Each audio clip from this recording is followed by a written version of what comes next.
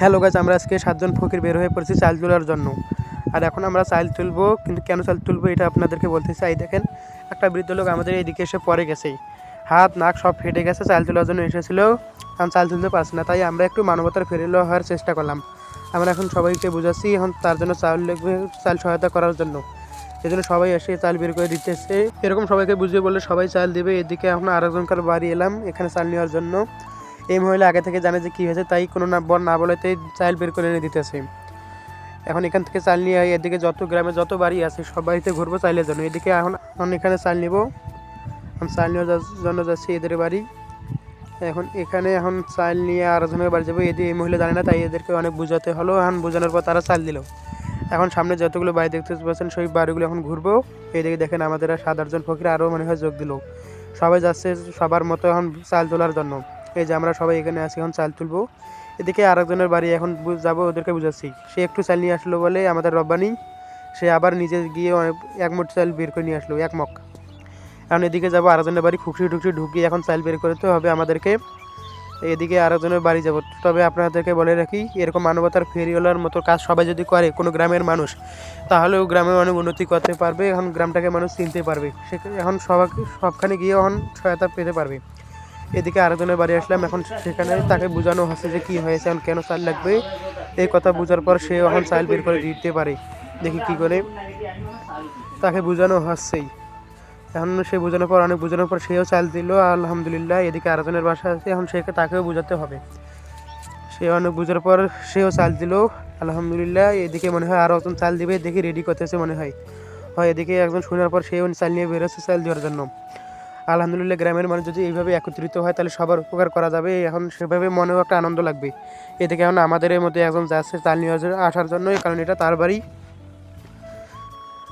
চাল এনে দিল, সেও অনেক ভালো মানুষ। এদিকে আরেকজন আবার 500 টাকা দান করতেছেই। যাই হোক, মাশাআল্লাহ, জাযাকাল্লাহ, আল্লাহ দানকে কবুল করুক। এদের যাচ্ছে একজন আরেকজনের বাড়ি, সেখানে গিয়ে এখন চাল দিতে হবে। তবে এখানে দেখেন, সবাই দেখেন আমাদের শিয়াব, সে বেশি কাজ করতেছে। এখন এখানে চাল নেওয়া হলো।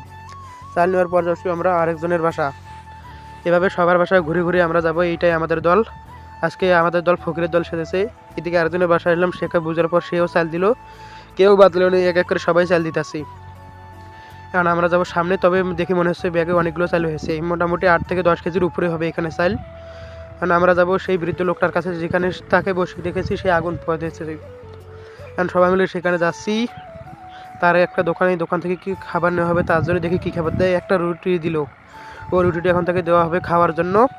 সাথে মনে হয় একটা 10 টাকা দিছি, সেটা এখন তাকে খাওয়ানো হবে। এখন তার কাছে যাচ্ছে, এই যে সামনে এখানে সে বসে আছে। এখন তাকে কিছু একটা বোঝানো হচ্ছে, তাকে অনেক সেবা যত্ন করা হচ্ছে। খাবারটা তাকে দেওয়া হলো এবং চালগুলো দেখানো হচ্ছে যে এতগুলো চাল দিলাম তাকে। দেখেন এখন সবাই তাকে কীভাবে সেবা যত্ন করছে। এইভাবে যদি সেবা যত্ন করে তাহলে অনেক মানুষের উপকার করা যাবে। এই দিকে আরেকজন বাড়ি থেকে চাল নিয়ে এলো। এই কথাটা শোনার পর এখন সে চাল দিল, চাল নেওয়া হলো। এদিকে আমাদের সভাপতি সাহেব, তাকেও বোঝানো হচ্ছে যে সে এখানে কী হয়েছে। সে বলো ঠিক আছে, এইভাবে সাহায্য করুন, আমিও টাকা দিতেছি। এদিকে এই কথা শুনে আরও একজন চাল নিয়ে এলো তাকে সাহায্য করার জন্য। চাল দেওয়ার পর এইদিকে আমাদের সবচেয়ে বেশি কাজ করেছে মানবতার ফেরিওয়ালা শিয়াব। এদিকে আরেকজন আছে মুনিম, সে এখন মনে হয় ভ্যানকে কল করবে, ভ্যানকে কল করে আসতে বলবে। এদিকে এখন সে বসে আছে। দেখুন, এই যে সভাপতি সাহেব এখানে 30 টাকা দিল মনে হয়। কয় টাকা দেখি, গনে দেখি। হ্যাঁ, এখানে 30 টাকা রয়েছে। সেই 30 টাকা দিল এটা ভ্যান ভাড়ার জন্য।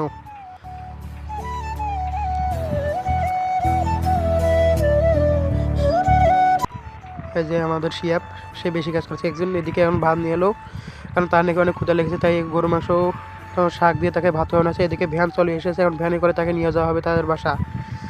এদিকে তাকে ভাতে খসায়। এদিকে আমরা আরেকজনের বাসা চলে এলাম, সেই নাকি এখানে চাল দিবে, তাই এখানে চলে এলো। সে চাল দিল, কারণ এখানে চাল নিয়ে যাওয়া হবে আমাদের বাসা। সবাই মিলে আমাদের বাসা চলে এলাম, যে আমি চাল দিতেছি। কারণ চাল নিয়ে আবার যাওয়া হলো ওই বৃদ্ধ লোকের কাছে।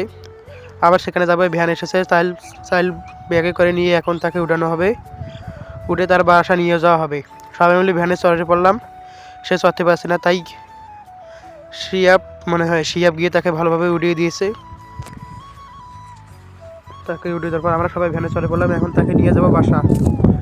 সবাই ভ্যানে এখন গিয়ে তার বাসা খুঁজতে হবে, মানুষের লোককে জিজ্ঞেস করতে হবে তার বাসা কথা। সে বললো নাকি তার বাসা নাকি কাজিরহাটের ওইদিকে। এখন সবাইকে গিয়ে জিজ্ঞেস করতে করতে এখন ফাইনালি তার বাসা পেয়ে গেলাম। সবাইকে জিজ্ঞেস করতে করতে এই যে সামনে যেটা দেখতে পাচ্ছেন ইটগাথা বাড়িটা, সেটাই তার বাসায়। এখানে তার বাসায় আছে, তার বাসার মানুষকে বোঝানো হচ্ছে। তার বাসার মানুষ বলছে এখানে কখন জানি বের হয়েছে কেউ বলতে পারে না। কারণ তাকে নামানো হচ্ছে আর বোঝানো হচ্ছে যে তার জন্য সেবা যত্ন করে এইভাবে ছেড়ে না দেয়,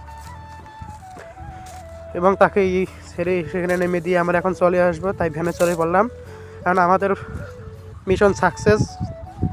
তাকে নেমে দিলাম, সবাই হাত বসে আসছে। এখন আমরা চলে যাব বাসা। তো বাসা যাওয়ার আগে আরেকটা প্ল্যান করলাম যে সবাই সাইডের পর থেকে চা খেয়ে আসি, সেজন্য চলে এলাম এই যে সেই ভাইরাল চা, মানে সাইডের পরে এখন খাবো চা। সবাই মিলে যে ভিতরে বসে পড়লাম, এখন চা আসবে, চা খাবো, তারপর চলে যাবো। চা এসে গেছে, আমরা এখন খেয়ে টেয়ে চলে যাবো। চা আসা শেষ, এখন বিল দিতেছে রব্বানি। এখন আমরা বিল দিয়ে এখান থেকে এই বাড়ি চলে যাব, বেশি বাড়াবো না। আপনারা সবাই সাপোর্ট করেন যেন এরকম মানবতার ফেরিওয়ালার কাজ আরও করতে পারি। সবাই লাইক দিয়ে পাশে থাকেন।